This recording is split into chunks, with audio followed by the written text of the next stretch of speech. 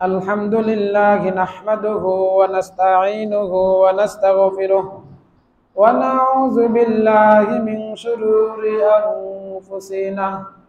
من يهده الله فلا مضل له ومن يضلله فلا هادي له، ونشهد أن لا إله إلا الله وحده لا شريك له. أما بعد فقد قال الله تعالى في كلامه المجيد وفي فرقان الحميد. أعوذ بالله من الشيطان الرجيم. بسم الله الرحمن الرحيم. إنا فتحنا لك فتحا مبينا. قال رسول الله صلى الله عليه وسلم عن أبي هريرة رضي الله تعالى عنه قال: أي الأعمال أفضل إلى حديث آخر، أو كما قال عليه الصلاة والسلام.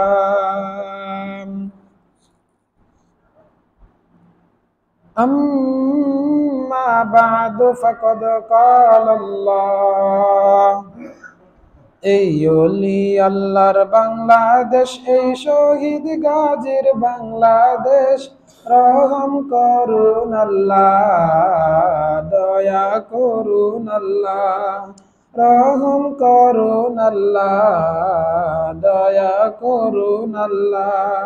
এই অলি আল্লাহর বাংলাদেশ, এই শহীদ গাজীর বাংলাদেশ, রহম করুন আল্লাহ, দয়া করুন আল্লাহ, রহম করুন আল্লাহ, দয়া করুন আল্লাহ। আল্লাহ আপনার পথে শহীদ যারা, আমরা তাদের বংশধর, আমরা তাদের বংশধর। তাদের পথে কবুল করুন আল্লাহ, দয়া করুন আল্লাহ, কবুল করুন আল্লাহ, দয়া করুন আল্লাহ। এই অলি আল্লাহর বাংলাদেশ, এই শহীদ গাজীর বাংলাদেশ, রহম করুন আল্লাহ, দয়া করুন আল্লাহ। এই শাহজালালের বাংলাদেশ, শাহ মখদুমের বাংলাদেশ, এই তিতুমীরের বাংলাদেশ, খানজাহানের বাংলাদেশ। তাদের পথে কবুল করুন আল্লাহ, দয়া করুন আল্লাহ, কবুল করুন আল্লাহ, দয়া করুন আল্লাহ। এই অলি আল্লাহর বাংলাদেশ, এই শহীদ গাজীর বাংলাদেশ, রহম করুন আল্লাহ, দয়া করুন আল্লাহ, রহম করুন আল্লাহ, দয়া করুন আল্লাহ।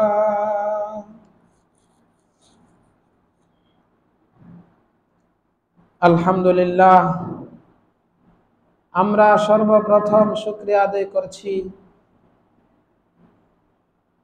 সেই মহান মালিকের, যেই মহান মালিক আমাদেরকে এই পবিত্র জুমার নামাজটুকু আদায় করার মতো তৌফিক দান করেছেন।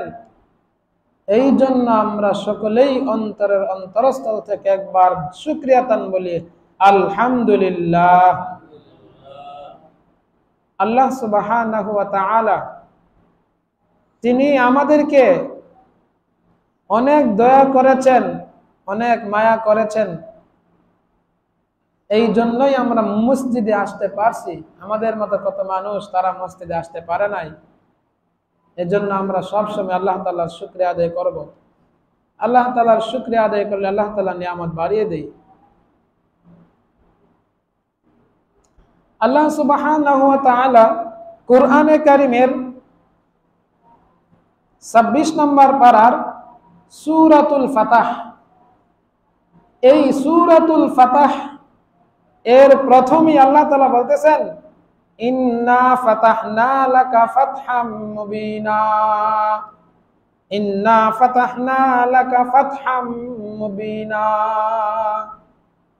লিয়াগফিরা লাকাল্লাহু মা তাকাদ্দামা মিন যামবিকা ওয়া মা তাআখার ওয়া ইউতিম্মা নি'মাতাহু আলাইকা ওয়া ইয়াহদিয়াকা সিরাতাম মুস্তাকিমা ওয়া ইয়ানসুরাকাল্লাহু নাসরান আজিজা। আল্লাহ সুবহানাহু ওয়া তাআলা এই আয়াতের মধ্যে বলতেছেন, ইন্না ফাতাহনা লাকা ফাতহাম মুবিনা, আমি আল্লাহ রাব্বুল আলামিন ফাতহাম মুবিনা, সুস্পষ্ট বিজয় দান করেছি। সুস্পষ্ট বিজয়, আমি আল্লাহ তাআলা বিজয় দান করেছি। তো আল্লাহ তাআলা কাকে বিজয় দান করেছেন? রাসূল সাল্লাল্লাহু আলাইহি ওয়াসাল্লাম এই দুনিয়াতে আগমন করার পর যখন তিনি নবুয়ত প্রাপ্ত হন, নবুয়ত প্রাপ্ত হওয়ার পর থেকে যখন তিনি দ্বীনের দাওয়াত দেওয়া শুরু করেন, কাফের বেঈমান মুশরিকরা রাসূলকে অত্যাচার, জুলুম আর নির্যাতন করা শুরু করে দিয়েছিল। বহুত কষ্ট করেছেন, অনেক ধৈর্য ধরেছেন, ত্যাগ তিতিক্ষা স্বীকার করেছেন বিজয়ের আশায়। অনেক সাহাবায়ে কেরাম শহীদ হয়েছেন, জিহাদ করেছেন, মুজাহাদা করেছেন। এই ত্যাগ তিতিক্ষা স্বীকার আর জিহাদ মুজাহাদার মাধ্যমেই এই স্পষ্ট বিজয়ের ঘোষণা আসছে আল্লাহ তাআলার পক্ষ থেকে। কারণ তারা আল্লাহ তাআলাকে রাজি এবং খুশি করার জন্য তারা এই দিনের কাজ করেছিল। এই জন্য আল্লাহ তাআলা তাদেরকে স্পষ্ট বিজয় দান করেছেন। আর এই স্পষ্ট বিজয় কোনটার দিকে ইঙ্গিত করা হয়েছে? আর সেটা হলো মক্কা বিজয়, ফাতহে মক্কা। এই ফাতহে মক্কা বলা হয় সুস্পষ্ট বিজয়। আল্লাহ বলেন, ইন্না ফাতাহনা লাকা ফাতহাম মুবিনা, আমার রাসূল ওয়া মা আরসালনাকা ইল্লা রাহমাতাল লিল আলামিন, আমি আমার রাসূলকে এই দুনিয়াতে পাঠিয়েছি একমাত্র আমি আল্লাহর দ্বীন কায়েমের জন্য। আমার রাসূল আমার দ্বীন কায়েম করার জন্য ত্যাগ তিতিক্ষা স্বীকার করেছেন, বহু কষ্ট করেছেন, অনেক জিহাদ করেছেন, নিজে জিহাদের ময়দানে উপস্থিত হয়েছেন। উপস্থিত হওয়ার পর আল্লাহ তাআলা সর্বশেষ তিনি সাহাবীদেরকে, রাসূলকে তিনি ঘোষণা দেন, ইন্না ফাতাহনা লাকা ফাতহাম মুবিনা। রাসূল সাল্লাল্লাহু আলাইহি সাল্লামকে আল্লাহ তাআলা বলতেছেন যে, হে আল্লাহর রাসূল, নিঃসন্দেহে অতি সন্নিকটে, অতি কাছে আপনাদের বিজয় রয়েছে। আপনারা মক্কা বিজয় করবেন, ইসলামের জয় হবে। কোন বাতিল শক্তি কখনোই তারা চিরস্থায়ীভাবে থাকতে পারবে না। তো ঠিক আল্লাহ তাআলার এই আয়াত ভবিষ্যৎবাণী অনুযায়ী ফাতহে মক্কা বিজয় হয়ে যায়, অর্থাৎ মক্কা বিজয় হয়ে যায়। মক্কা বিজয় হয়ে যাওয়ার পরে এখন তো যেই কাফের বেঈমান মুশরিকরা মুসলমানদেরকে এত পরিমাণ কষ্ট দিয়েছে, এত পরিমাণ নির্যাতন করেছে, এত পরিমাণ জুলুম করেছে, কিন্তু যখন মক্কা বিজয় হয়ে গেল, মক্কা বিজয় হওয়ার পরে দলে দলে সাধারণ সমস্ত মুসলমানরা তারা মক্কার দিকে আসতে লাগলো, এই মক্কা দখল করতে লাগলো। মক্কার ভিতরে যত মূর্তি ছিল সমস্ত মূর্তি ভেঙে চূর্ণ বিচূর্ণ করে দিয়েছিল। এই ফাতহে মক্কার সময়, মক্কা বিজয়ের পর কাফেররা যে মুসলমানদেরকে নির্যাতন করেছিল, একজন মুসলমান নাই যে কাফেরদের উপর অত্যাচার করেছে। যে তারা যে বিজয় লাভ করেছে, এত দিন যে তাদের উপর নির্যাতন করা হয়েছে, তাদেরকে কষ্ট দেওয়া হয়েছে, তারা সব ভেদাভেদ ভুলে গিয়ে তারা তাদেরকে আপন বলে গ্রহণ করেছেন। তাদের উপর নির্যাতন করে নাই, তাদের উপর হামলা করে নাই, তাদের বাড়ি ঘর লুটপাট করে নাই, তাদেরকে হত্যা করে নাই, তাদেরকে সহানুভূতি দেখিয়েছেন, মানবতা দেখিয়েছেন যে দেখো তোমরা আমাদের উপর অত্যাচার করেছ ঠিকই, কিন্তু আমরা বিজয় হওয়ার পরে তোমাদের উপর অত্যাচার করি নাই। এটাই হলো ইসলাম, এটাই হলো দ্বীনুল ইসলাম। এই দিন হচ্ছে আল্লাহ তাআলার পক্ষ থেকে মনোনীত। এই দিন যারা গ্রহণ করবে তারা কাউকে কষ্ট দিবে না। এখন যদি আমিও তাদেরকে কষ্ট দেই, সাহাবায়ে কেরামও যদি তাদেরকে কষ্ট দিত, তাহলে তাদের মাঝে আর সাহাবায়ে কেরামের মাঝে কোনো পার্থক্য থাকতো না।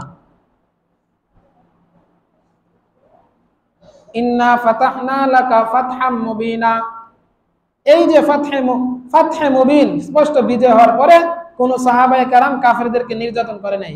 কিন্তু আজকে আমাদের সমাজে দেখা যায় সামান্য একটু বিজয়ের পর অনেক মানুষ আছে তাদের ভিতরে যন্ত্রণা আছে, কষ্ট আছে, অবশ্যই এটা মানতে হবে। কিন্তু এই বিজয়ের পর অনেক মানুষ তারা বেশি অত্যাচার শুরু করে দিয়েছে, তারা মানুষদেরকে পিটিয়ে হত্যা করতেছে। এরকম ভাবে তারা তো আমাদের ভাই, যারা পতন হয়েছে তারাও তো আমাদের ভাই। তাদেরকে আমরা শিক্ষা দিতে হবে যে তোমরা আমাদের উপর জুলুম করেছ, কিন্তু আমরা তোমাদের উপর জুলুম করব না।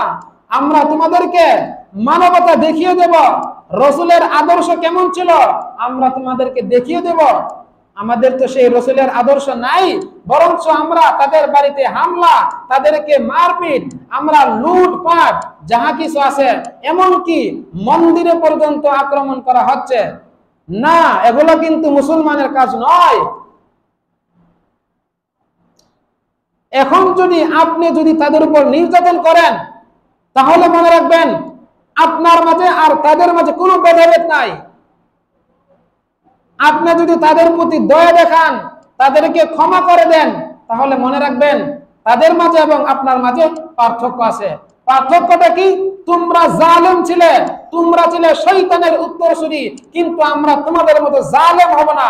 আমরা মানুষের প্রতি মানবতা দেখানোর আমাদের মন মানসিকতা আছে, এই জন্য আমরা তোমাদের উপর আক্রমণ করি না।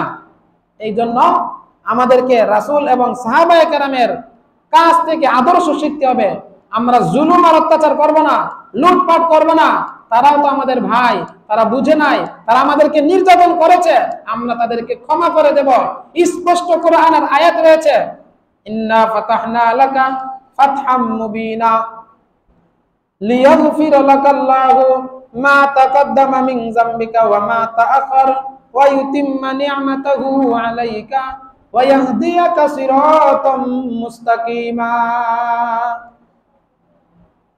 রাসূলের আগে এবং পিছনে যত গুনাহ ছিল সমস্ত গুনাহ মাফ করে দেওয়া হয়েছে, মোচন করে দেওয়া হয়েছে। রাসূলের তো কোনো গুনাহ নাই, তারপর আল্লাহ তাআলা যারা ইসলাম গ্রহণ করে তাদের পিছনের সমস্ত গুনাহ মাফ হয়ে যায়। তো যেহেতু এখানের মধ্যে ক্ষমার কথা বলা হয়েছে, এই জন্য আমরা এই কোরআনের সংবিধান থেকে আমরা শিক্ষা গ্রহণ করব। আমরা ক্ষমা করতে শিখব। তারা আমাদের উপরে জুলুম করে থাকলে আমরা তাদেরকে ক্ষমা করে দেব। হুয়াল্লাযী আনজালাস সাকিনাতা ফী কুলুবিল মুমিনিন লিয়াজদাদু ঈমানাম মা ঈমানিহিম ওয়ালিল্লাহি জুনুদুস সামাওয়াতি ওয়াল আরদ ওয়া কানাল্লাহু আলীমান হাকীমা। আল্লাহ তাআলা তিনি এমন এক সত্তা, আল্লাহ তাআলা তিনি এমন এক ক্ষমতাবান ব্যক্তি। তাবারাকাল্লাযী বিয়াদিহিল মুলক ওয়া হুয়া আলা কুল্লি শাইইন কাদির। তাবারাকাল্লাযী তিনি এমন এক মহামান্বিত সত্তা, বিয়াদিহিল মুলক যার হাতে গোটা দুনিয়ার রাজত্ব রয়েছে, যিনি গোটা দুনিয়ার মালিক। লাহু মুলকুস সামাওয়াতি ওয়াল আরদ, আসমান এবং জমিন সবকিছুর মালিক হচ্ছেন আল্লাহ। নভমণ্ডল এবং ভূমণ্ডলের মালিক হচ্ছেন একমাত্র আল্লাহ। ওয়া হুয়া আলা কুল্লি শাইইন কাদির। আল্লাহ তাআলা প্রত্যেকটা বিষয়ের উপর ক্ষমতার অধিকার রাখে। ইন্নাল্লাহা আলা কুল্লি শাইইন কাদির।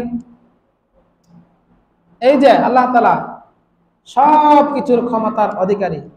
দেখেন সামান্য কয়েক দিনের ভিতরে আল্লাহ তাআলার স্পষ্ট কোরআনের আয়াত, ওয়া তু'ইজ্জু মান তাশা ওয়া তুযিল্লু মান তাশা কুলিল্লাহুম্মা মালিকাল মুলকি তু'তিল মুলকা মান তাশা ওয়া তানজি'ুল মুলকা মিম্মান তাশা ওয়া তু'ইজ্জু মান তাশা ওয়া তুযিল্লু মান তাশা বিয়াদিকাল খায়র ইন্নাকা আলা কুল্লি শাইইন কাদির। আল্লাহ তাআলা বলতেছেন কুলিল্লাহুম্মা মালিকাল মুলক। একটু চিন্তা করে দেখেন, একটু মনে মনে ফিকির করে দেখেন আল্লাহ তাআলার এই কোরআনের আয়াত, কুলিল্লাহুম্মা মালিকাল মুলকি। আল্লাহ তাআলা যাকে ইচ্ছা করেন তাকে তিনি ক্ষমতা দান করেন, আবার যাকে ইচ্ছা করেন তার কাছ থেকে টেনে হেঁচড়ে ক্ষমতা নিয়ে নেন। ওয়া তু'ইজ্জু মান তাশা ওয়া তুযিল্লু মান তাশা। এবং আল্লাহ তাআলা যাকে চান তাকে তিনি অনেক সম্মানের অধিকারী করেন, আবার আল্লাহ তাআলা তিনি যাকে চান তাকে আবার বেইজ্জতি করেন। ওয়া তু'ইজ্জু মান তাশা ওয়া তুযিল্লু মান তাশা বিয়াদিকাল খায়র। সব কিছুর ক্ষমতা আল্লাহ তাআলার হাতে। তারপরে আল্লাহ দেখেন, চিন্তা করে কয়েক দিনের ব্যবধানে যিনি প্রেসিডেন্ট ছিলেন, দেশের রাষ্ট্রপ্রধান ছিলেন, মাত্র কয়েক দিনের ব্যবধানে আজকে ওনার কি অবস্থা হলো। আল্লাহ তাআলার কুরআনের স্পষ্ট আয়াত, স্পষ্ট ঘোষণা, এগুলা কি অবিশ্বাস করা যাবে? অবিশ্বাস করা যাবে না। কুলিল্লাহুম্মা মালিকাল মুলকি তু'তিল মুলকা মান তাশা ওয়া তানজি'ুল মুলকা মিম্মান তাশা ওয়া তু'ইজ্জু মান তাশা ওয়া তুযিল্লু মান তাশা বিয়াদিকাল খায়র ইন্নাকা আলা কুল্লি শাইইন কাদির।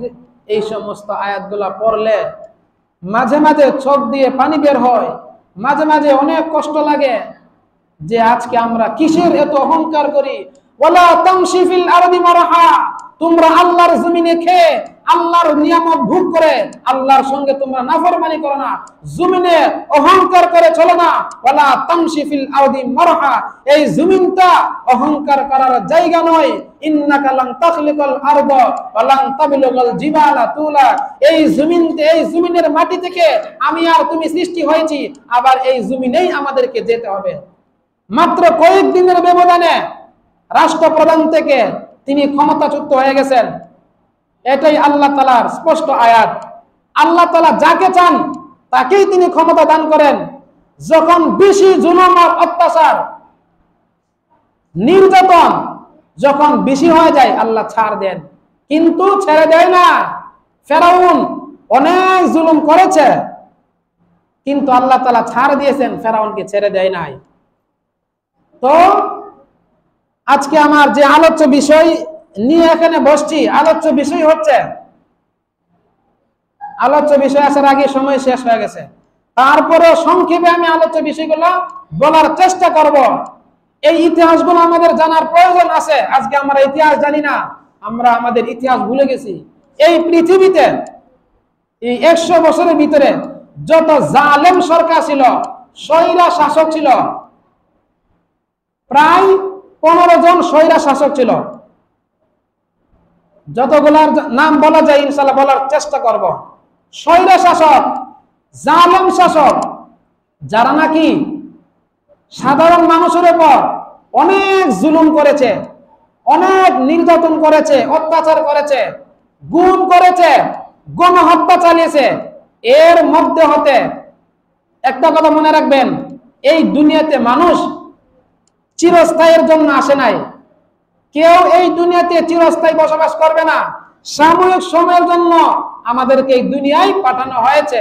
আমরা মনে করি এই দুনিয়ায় আমরা চিরস্থায়ী বসবাস করব। কিন্তু কিছু কিছু মানুষ তারা মৃত্যুর পরেও মানুষের মাঝে চিরস্থায়ী হিসাবে বসবাস করে।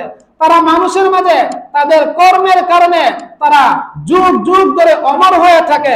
এরকম অনেক মানুষ আছে যারা শ্রদ্ধার সহিত স্মরণ হয়ে থাকে, আবার এরকম অনেক মানুষ আছে যারা ঘৃণার সহিত আমরা তাদেরকে স্মরণ করি। যেই জালেম শাসকরা, স্বৈরাচার শাসকরা এই পৃথিবী শাসন করেছে এবং নির্যাতন করেছে, এর মধ্যে অন্যতম হচ্ছে অডলফ হিটলার। আডলফ হিটলার একজন ব্যক্তি ছিল, সে 1899 সনে তার জন্ম হয়। 1940-এর আগেই সে মৃত্যুবরণ করে। এই কিছু সময়ের মধ্যে ওই জালেম শাসক, স্বৈরাচার শাসক হিটলার, আডলফ হিটলার, সে তার বাহিনীর মাধ্যমে সে নিজে 1 কোটি মানুষকে হত্যা করেছে বলে নাউজুবিল্লাহ। আডলফ হিটলার, আমরা অনেকে হিটলারের নাম শুনেছি। এই হিটলার জালেম শাসক, সে 1 কোটিরও বেশি মানুষ হত্যা করেছে। আর পৃথিবীর ইতিহাসে সেই হচ্ছে গণহত্যার ব্যাপারে সে সবচাইতে বড় এবং প্রথম সারির লোক। এই হিটলার সে প্রায় 60 লাখ ইহুদিদেরকে সে হত্যা করেছে। 60 লাখ। অনেকে আমরা ওই দিক দিয়ে তাদেরকে, যারা আমরা মুসলিম আছি, তাকে বাহাবা দেই, সে ভালো কাজ করেছে। সমস্ত ইহুদিদেরকে সে এরকম ভাবে নির্মম ভাবে হত্যা করেছে। 60 লাখ ইহুদিদেরকে সে মেরেছে। সবাই তার বিরুদ্ধে কথা বলা শুরু করে দিয়েছে। তখন সে ভাবলো, আমি কিছু ইহুদি রেখে যাই, যাতে পরবর্তী প্রজন্মরা তারা বুঝতে পারে ইহুদিরা কেমন জাতি ছিল। আজকে আমরা হারে হারে টের পাচ্ছি ইহুদিদের সেই যন্ত্রণা। সেই হিটলার, এই হিটলারের মাধ্যমেই, এই হিটলারের 1 কোটি মানুষ গণহত্যা করার কারণে দ্বিতীয় বিশ্বযুদ্ধ শুরু হয়ে যায়। আমরা জানি প্রথম বিশ্বযুদ্ধ হয়েছে, তারপরে দ্বিতীয় বিশ্বযুদ্ধ হয়েছে। আর এই দ্বিতীয় বিশ্বযুদ্ধ হওয়ার একমাত্র কারণ হলো এই হিটলার। ওই দ্বিতীয় বিশ্বযুদ্ধে প্রায় 7 থেকে 8 কোটি মানুষ হত্যা হয়েছে বলি নাউজুবিল্লাহ। তো সেই হিটলার সে মানুষকে গণহত্যা করেছে। তারপরে যে জালেম স্বৈরাচার শাসক ছিল, তার নাম হচ্ছে মাও সেতুং। মাও সেতুং নামক একজন জালেম শাসক ছিল, স্বৈরাচার, শয়তানের উত্তরসূরি। ওই জালেম মাও সেতুং শাসক, সে উন্নত চীনের রূপকার ছিল। আজকে যে আমরা চীন বলি, এত উন্নত কিভাবে হয়েছে তারা? এই মাও সেতুং জালেম বাদশার কারণে তারা এত উন্নত হয়েছে। আজকে আমরা তাদের মুখাপেক্ষী, তাদের দেশ থেকে যদি আমাদের দেশে পণ্য না আসে, তাহলে আমরা অসল হয়ে যাব। ওই জালেম মাও সেতুং, সে প্রায় সিবিএম একটা প্রতিষ্ঠান ছিল, অর্থনীতির কথা বলে সে প্রায় 4.5 কোটি মানুষকে গণহত্যা করে।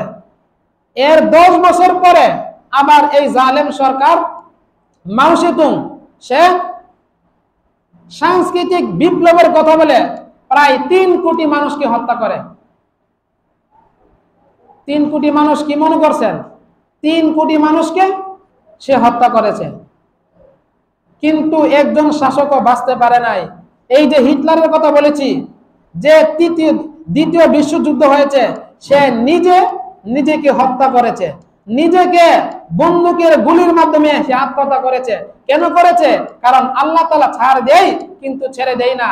আল্লাহ তাআলা তাকে বুঝিয়ে দিয়েছে যে তুমি যে এত মানুষকে হত্যা করেছো, এবার তুমি নিজে হত্যা হয়ে বুঝো মানুষকে হত্যা করা কেমন কষ্ট। তো তৃতীয় যে জালেম শাসক ছিল, ওর নাম হচ্ছে জোসেফ স্টালিন। এই জোসেফ স্টালিন যে দ্বিতীয় বিশ্বযুদ্ধ হয়েছিল, এই দ্বিতীয় বিশ্বযুদ্ধ জয়লাভ করেছিল এবং সে বিজয়ী হয়েছিল। সে জার্মানির হিটলার, যে হিটলারের কথা বললাম, ওই জার্মানির হিটলারের সমস্ত সৈন্য বাহিনীদেরকে নির্মমভাবে হত্যা করে সে বিজয় লাভ করেছে। দ্বিতীয় বিশ্বযুদ্ধে সে বিজয় লাভ করেছে। আর এই দ্বিতীয় বিশ্বযুদ্ধে সে বিজয় লাভ করতে গিয়ে প্রায় 40 লাখ মানুষ হত্যা করেছে। সে যদিও দ্বিতীয় বিশ্বযুদ্ধে জয় লাভ করেছে, কিন্তু সে স্বৈরাচার ছিল। সে নিজের বিপরীত দল ছিল, ওই বিপরীত দলের সাধারণ মানুষদেরকে নির্মমভাবে সে হত্যা করত। তো অনেক ইতিহাস, সময় শেষ, কি বলবো। চতুর্থ নম্বর যে স্বৈরাচার শাসক ছিল তার নাম হচ্ছে পল পট। তার নাম হচ্ছে পল পট। এই পল পট স্বৈরাচার শাসক, সে মানুষদেরকে গুম করে ফেলত, মানুষদেরকে না খাইয়ে অনাহারে তাদেরকে মৃত্যুবরণ করাইতো। এরকম ভাবে ওই পল পট স্বৈরাচার শাসক সে মানুষদেরকে বিভিন্ন জায়গায় পাচার করে হত্যা করত। গুম করা মানে কি? গুম করে তাদেরকে বিশেষ ধরনের কিছু রুম থাকে, আবদ্ধ ঘর থাকে, যেটাকে আমাদের বাংলা ভাষায় বলা হয় আয়না ঘর। এই আয়না ঘরে আবদ্ধ রেখে তাদেরকে নির্মমভাবে হত্যা করা হতো। ওই পল পটের এরকম আদর্শ ছিল।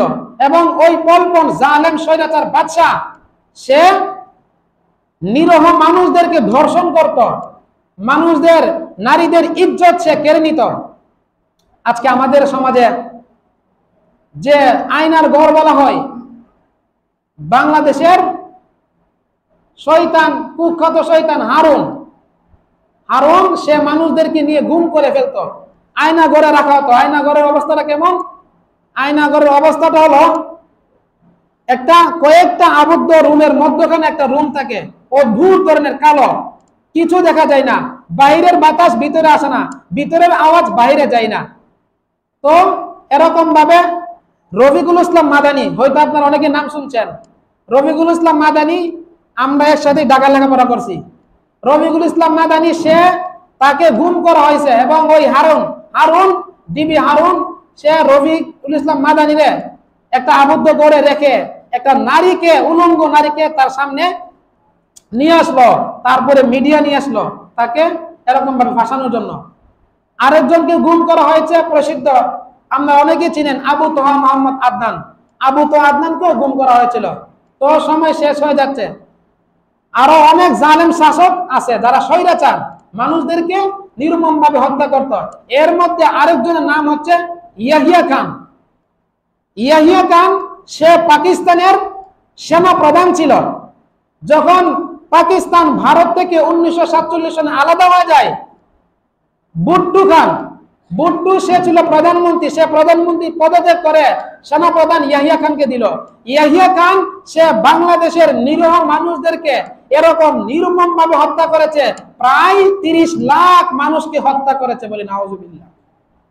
এই জালেম শাসক, স্বৈরাচার শাসক ইয়াহিয়া খান, সে বাংলাদেশের 2 লাখ নারীদেরকে সে ধর্ষণ করেছে। তার জালেম সেই বাহিনীরা আমাদের মা বোনদের ইজ্জত নষ্ট করেছে। তো যাই হোক, এই জালেম ইয়াহিয়া খানের কবল থেকে বাংলা জমিনের মুসলমান শহীদি তামান্না নিয়ে তারা ঝাঁপিয়ে পড়ে এই বাংলাদেশ স্বাধীন করেছিল। তো যাই হোক, আর অনেক ইতিহাস বলার ইচ্ছা ছিল, সময় যেহেতু শেষ, আল্লাহ তাআলা যদি তৌফিক দান করে অন্য কোন একদিন বলবো। তো আজকে আমার আলোচ্য বিষয় হচ্ছে, এই যে কথাগুলো বললাম, এই কথাগুলোর সার মর্ম হচ্ছে, শুরুতে আমি বললাম ইন্না ফাতাহনা লাকা ফাতহাম মুবিনা। আল্লাহ তাআলা মুসলমানদেরকে, কাফেররা যখন মক্কা বিজয় হয়েছিল, মুসলমানদেরকে অনেক নির্যাতন করেছিল, কষ্ট দিয়েছিল। যখন মক্কা বিজয় হয়েছে, মানে সমস্ত মুসলিম জাতি তারা বিজয় হয়েছে, তারা বিজয় হওয়ার পরে সাধারণ কাফেরদেরকে তারা লুট করে নাই, তাদেরকে হত্যা করে নাই, তাদের বাড়ি ঘরে হামলা করে নাই। তো ওইখান থেকে আমাদেরকে শিক্ষা গ্রহণ করতে হবে। আমরা যদিও প্রাথমিক সাধারণ মানুষ বিজয় লাভ করছে, যদিও আমরা এটাকে অনেক আনন্দ বোধ করতেছি, কিন্তু তারা তো আমাদের ভাই। যারা পতন হয়েছে তারা তো আমাদের এলাকার মানুষ, আমাদের পাড়া প্রতিবেশী, আমরা তাদেরকে হত্যা করব না, তাদেরকে আমরা কষ্ট দেব না, আমরা তাদের বাড়ি ঘরে হামলা করব না। এখন যদি আপনিও তাদের বাড়িতে হামলা করেন, তাহলে আপনার মাঝে আর তার মাঝে কোনো পার্থক্যই রইল না। অতএব আপনি তাদেরকে শিখিয়ে দেবেন, তাদেরকে শিক্ষা দেবেন যে আমাদের ভিতরে মানবতা আছে, আমাদের ভিতরে মনুষ্যবোধ আছে। তোমরা আমাদেরকে অত্যাচার করেছো, জুলুম করেছো, নির্যাতন করেছো, কিন্তু আমরা তোমাদেরকে জুলুম করব না, অত্যাচার করব না। আমরা হচ্ছে রাসূলের সৈনিক, রাসূলের সুন্নাহ মোতাবেক আমরা চলবো। তো যাই হোক, আল্লাহ তাআলা আমাদেরকে এই কথাগুলোর উপর আমল করার তৌফিক দান করুন। ওয়া আখিরু দাওয়ানা আলহামদুলিল্লাহি রাব্বিল আলামিন। যারা সুন্নাত